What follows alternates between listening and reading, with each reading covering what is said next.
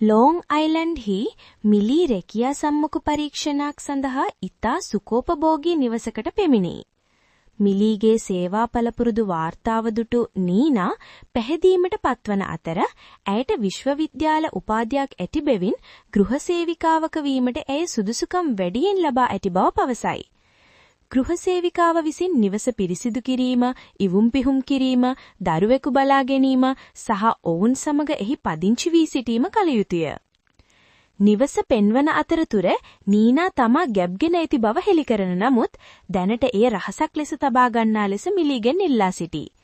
ඔවුන්ගේ කතාව අවසානයේ තමා තවමත් වෙනත් පුද්ගලයින් සම්මුඛ පරීක්ෂණයට ලක් කරන බව පවසන නීනා මිලීට ඉන්ධන සඳහා මුදල් ලබා දී ඇය ගැන හොඳ හැඟීමක් ඇති බව පවසයි. මිලී සිය මෝටර් රථයෙන් පිටව යන්නේ නීනා සිය පසුබිම් පරීක්ෂාවකින් පසු තමාට නැවත කතා නොකරනු ඇතැයි සිතමිනි. ඇගේ සේවා පළපුරුදු වාර්තාවේ ඇති සියල්ල බොරුවන අතර ඇගේ ඇස් කණ්ණාඩි පවා ව්‍යාජේවාය. ඇය දැනට ජීවත් වන්නේ ඇගේ මෝටර් රථය තුල වන අතර ඇයට ඇඟපද සෝදා ගැනීමට ලැබෙන්නේ ඉන්ධන පිරවුම් හල්වල හෝ කුඩා අවන් හල්වල ඇති වෙසිකිලි වලිනි. එක් උදෑසනක පොලිසියට මිලීසිය මෝටර් රථය තුල නිදා සිටියේදී හමුවනවා. අතර ඇය ඔවුන්ගෙන් බේරීම සඳහා පවසන්නේ සිය වයෝවෘද්ධ මව බලා ගැනීමෙන් පසු මදක් නිදා ගැනීමට අවශ්‍ය වූ බවයි. එම මොහොතේම ඇයට නීනාගෙන් නැමතුමක් ලැබෙන අතර ඇයට රැකියාව ලැබුණු බව ඇය දැනුම් දෙයි. මිලී වහාම නැවතත් අර සුකෝපභෝගී නිවස වෙත යන අතර එහිදී ඇයට ගේට්ටුව විවෘත කර දෙන උද්‍යානපාලක එන්සෝ හමු වෙයි. මිලී නිවස තුළට යන විට ඉදිරිපස දොර විවෘතව තිබීම සහ සෑම කාමරයක්ම අවුල් වී තිබීම දැක ඇය පුදමේඩුපත් වෙයි.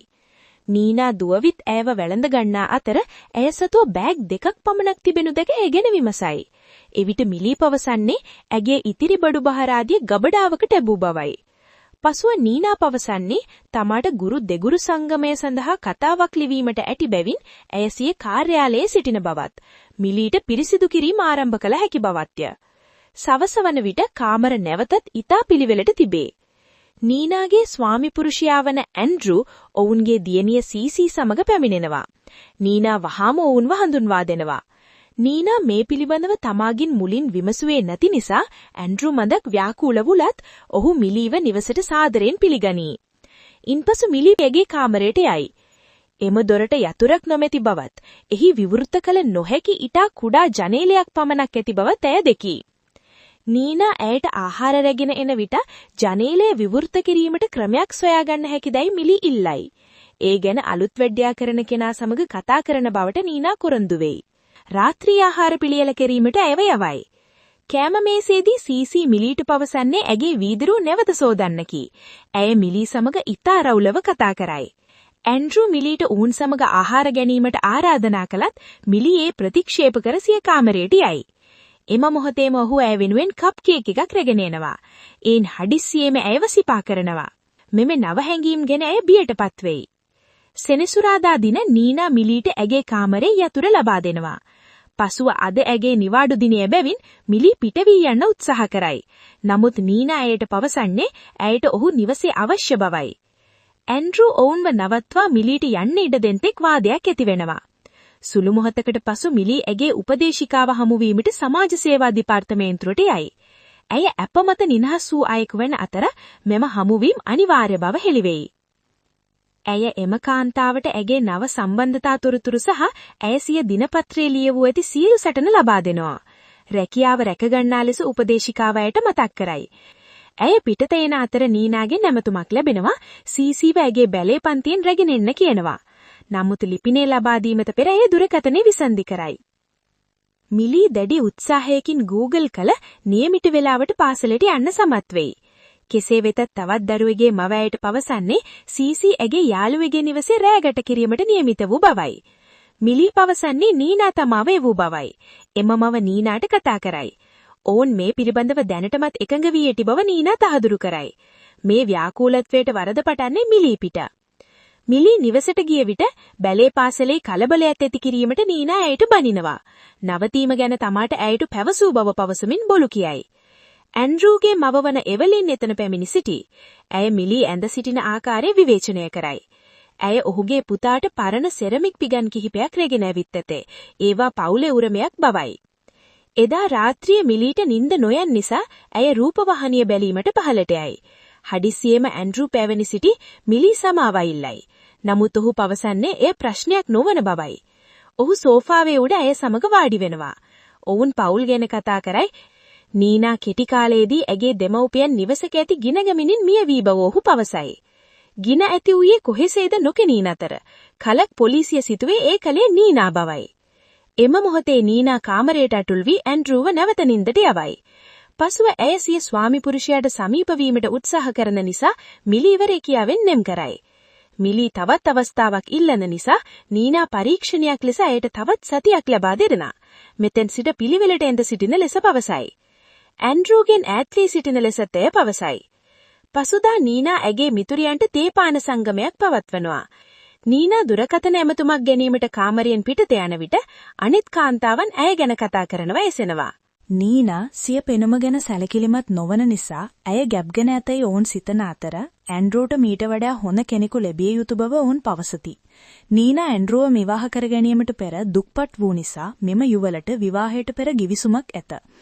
ඇය මාස 9ක් මානසික රෝහලකද ගත කර ඇත.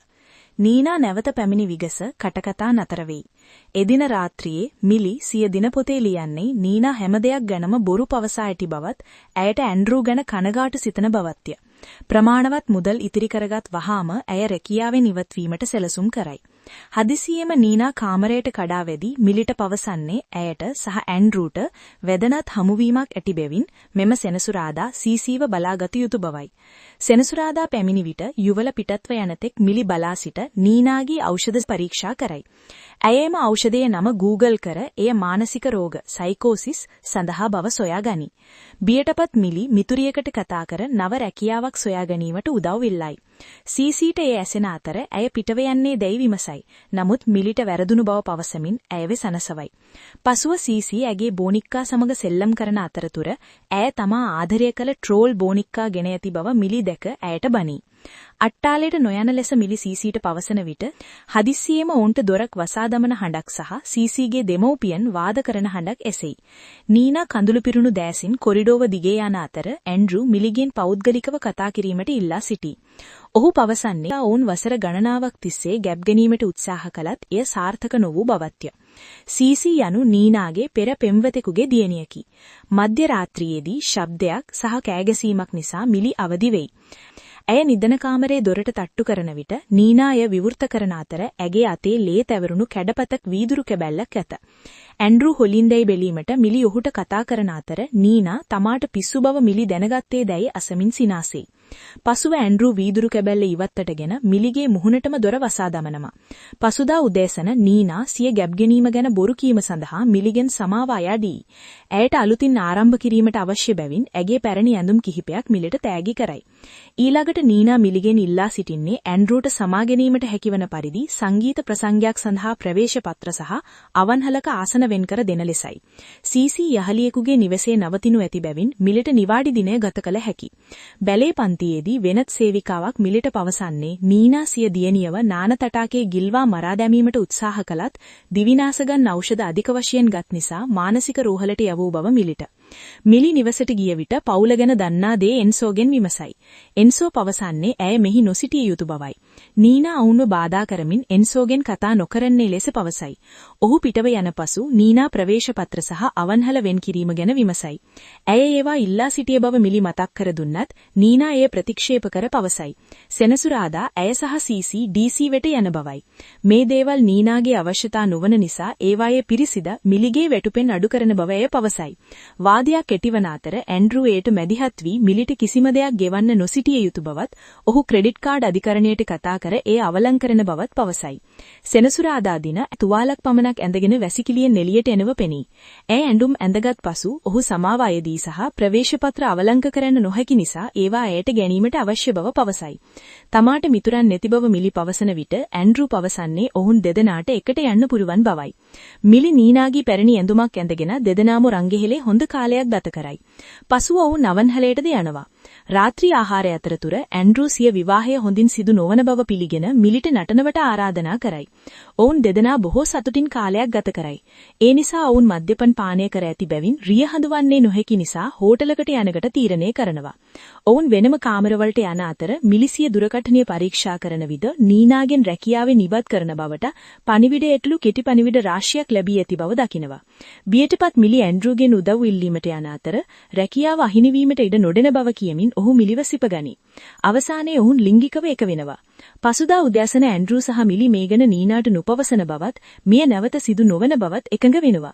කෙසේ වෙතත් ඔවුන් නිවසට පැමිණි විට ඇන්ඩ්‍රූ මිලිව සිපගනී ඔවුන් නැවතත් ලිංගිකව එක වෙනවා. නීනා පැමිණි විට මිලි දිවා ආහාරය සේද කර බලා සිටී. නීනා සිය කෙටි පණිවිඩගෙන සමාවායේදී. පසුව නීනා මිලිව බඩු මිලදී ගැනීමට යවයි. සා නීනාගේ රථය භාවිතා කරන ලෙස පවසයි. බඩු මෝටර් රථයට පෙටවන විට හදිස්සියෙම මිලිව පොලිසියෙන් වටා ගනී. රථයේ සොරකම් කර ඇති බව වාර්තා වී ඇති නිසා ඔවුන් ඇයව අත්අඩංගුවට ගනී. වාසනාව වශයෙන්ම ඇන්ඩ්‍රූ නියමිත වේලාවට පැමිණ ඒ ව්‍යාකුලය निराකරණය කරයි. නිවසට යන විට සිරගෙතෝ බව නොපවසන්න නිසා මිලි සමාව අයදී. නමුත් ඇන්ඩ්‍රූ පවසන්නේ ඒ මට ගැටලුවක් නොවන බවයි. නිවසේදී නීනා තමා ඒ සම්බන්ධය ගැන දන්නා බව තහවුරු කරමින් මිලියගේ ඇඳුම් සොරකම් කර ඇති බව පොලිසියට පවසන බව තර්ජනය කරයි. අවසානයේ ඇන්ඩ්‍රූ කෝපයටපත් වී නීනාට කෑ ගසමින් ඇයව නිවසින් පිටත්වට දමයි. ඇය පාරේ රථේ නවත්වා කලකිරීමෙන් හඬවලපයි. පසුව ඇන්ඩ්‍රූ මිලිගේ කමුල්ල පොළ අයිස් තබයි ඇයට නිවසේ නව ස්වාමිනිය වෙන්න පුරුවන් බවයි. ඊළඟ දවස් කිහිපය තුළ ඇන්ඩ්‍රූ සහ මිලි මුළු කාලයම එකට ගත කරයි. එක් උදෑසනක මිලි උදෑසන ආහාරය සාදා ඒ එවලින්ගේ පිංගන්වල පිළිගනමට පිටතුසින් ඇන්සෝ ඇය දිහා බලා සිටිනව දැක තැගි ගැසී ඒවා බිම දමනවා. ශබ්දය ඇසී ඇන්ඩ්‍රූ පහළට දුව එන අතර මිලි සිදු වූ දේ පවසයි. ඒ නිසා ඇන්ඩ්‍රූ ඇන්සෝව රැකියාවෙන් ඉවත් කරයි. පසුව ඇන්ඩ්‍රූ මිලිට පවසන්නේ ඒ පිංගන් කැබලි බෑගකට දමන ලෙසයි. ඒවා අලුත් විඩයක් කරන්න පුරුවන් කෙනෙක් තමා දන්නා බව ඔහු පවසයි.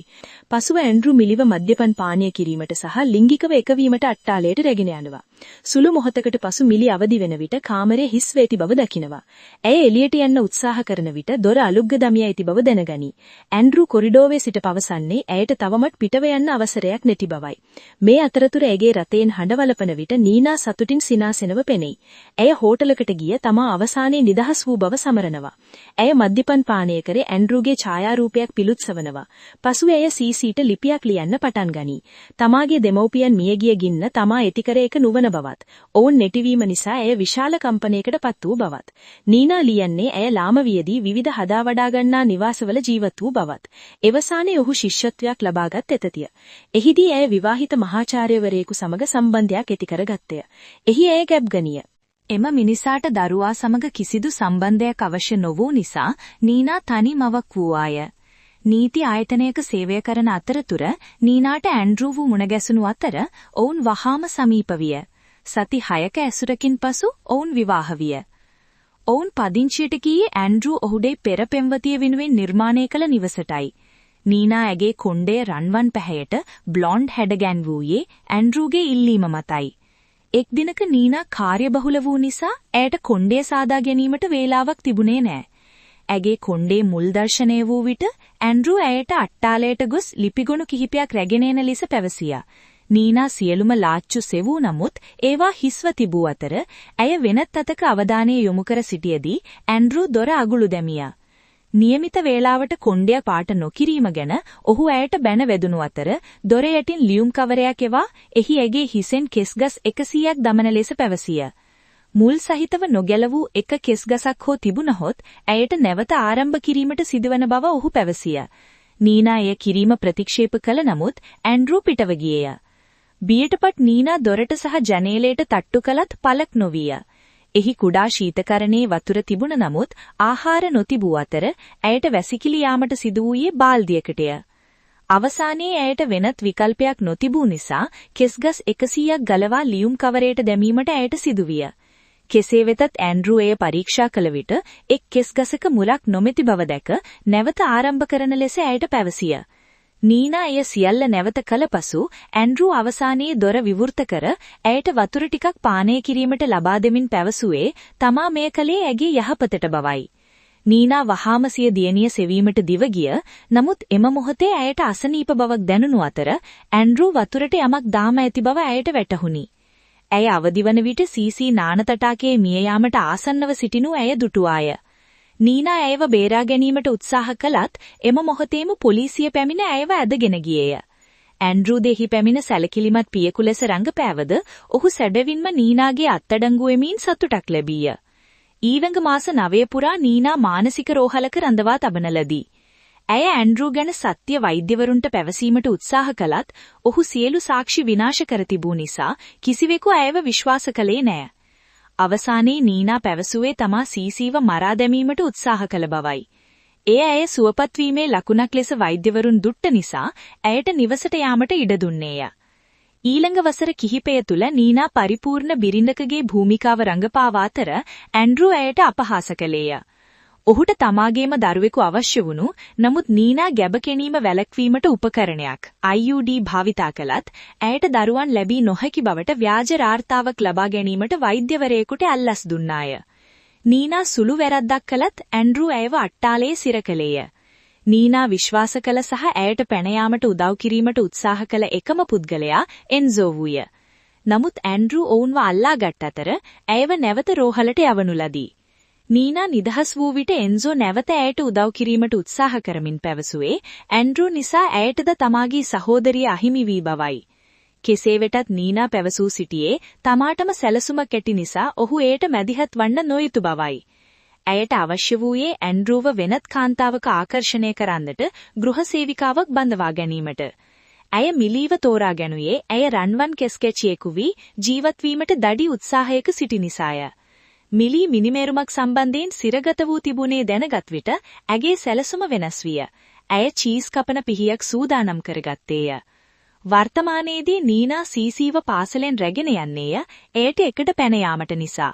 මිලීවත් කඳවාගෙන යාම යුතු බව සීසී පැවසිය. එම පාරේ ඇන්ඩ්‍රූ කැඩුණු පීංගාන් කැබැල්ලක් දොර යටින් එවා මිලීගේ බඩේ ගැඹුරු ඉරි යව තෙකීකක් කපා ගන්නට පැවසිය. ඇය ඊය නිවැරදිව නොකළහොත් නැවත ආරම්භ කිරීමට සිදුවනු ලැබේ. මිලී එය ප්‍රතික්ෂේප කළ දොරට තට්ටු කළත් පළක් නොවීය. ඇය සිය උසස් පෙළ කාලය ගැන සිතා දිනක සිය කාමරයට යන විට පන්තියෙක් මිතුරෙක් සිය යැහැලියෙකුට අනුචිත ප්‍රයෝජනයක් ගන්නා ආකාරය දුටු ආකාරයයි. මිලී වහාම සැරසිල්ලක්ගෙන ඔහු මිය යන තෙක්ම ඔහුගේ හිසට පහර දුන්නේය. අවාසනාවශවත් එම පිරිමි ළමයා බලවත් පවුල කෙනෙක් වූ නිසා එය ආත්මාරක්ෂක සඳහා කළ දෙයක් ලෙස නොවේ මිනිමෙරුමක් ලෙස මිලීට චෝදනා එල්ල වුණේය. අට්ටාලය පරීක්ෂා කරන අතර මිලී චීස් කපන පිහිය හමු විය. පසුව ඇය ඉල්ලා සිටි ඉරි කපන්න පටන් ගනී එය අවසන් වූ විට ඇන්ඩ්‍රූට කතා කරයි. නමුත් ඔහු පැමිණෙන්නේ පසුදින උදෑසරයි. ඔහු ඇයට ආදරයෙන් කතා කරමින් අනාගතයන් ගැන පොරොන්දු වෙන විට මිලී චීස් පිහියෙන් ඔහුගේ බෙල්ලට එන පැන යාමට උත්සාහ කරයි. ඇන්ඩ්‍රූ ඇයට පහර දී ඇයව ආපසු ඇදගෙන එන නමුත් මිලී ඔහුට පහර දෙස් ගහ කාමරයෙන් පිට වී එය අගුළු දෙමීය. පසුව මිලී යමක් කන්න කුල්ලිච්චියට යයි. ඇන්ඩ්‍රූගේ දුරකථනයේ එවලින් ඔහුට තවමත් දික්කසාදිය වූයේද ඇසූ පණිවිඩයක් ඇය දෙකීය.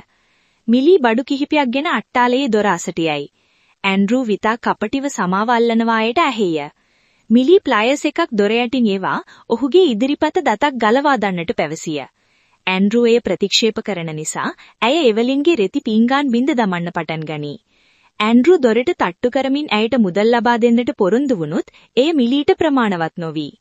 ඇය බිමට පෙට්‍රල් වක් කරනවා අතර තමා සිරගත වූයේ මිනිමැරුමකට බව පහු කරයි. ගිනිකූරුවක් පත්තු කරන වන ආකාරයේ ඇසුන විට ඇන්ඩ්‍රූ අවසානයේ ඇය කියන දඩුවමට එකඟ වියේය.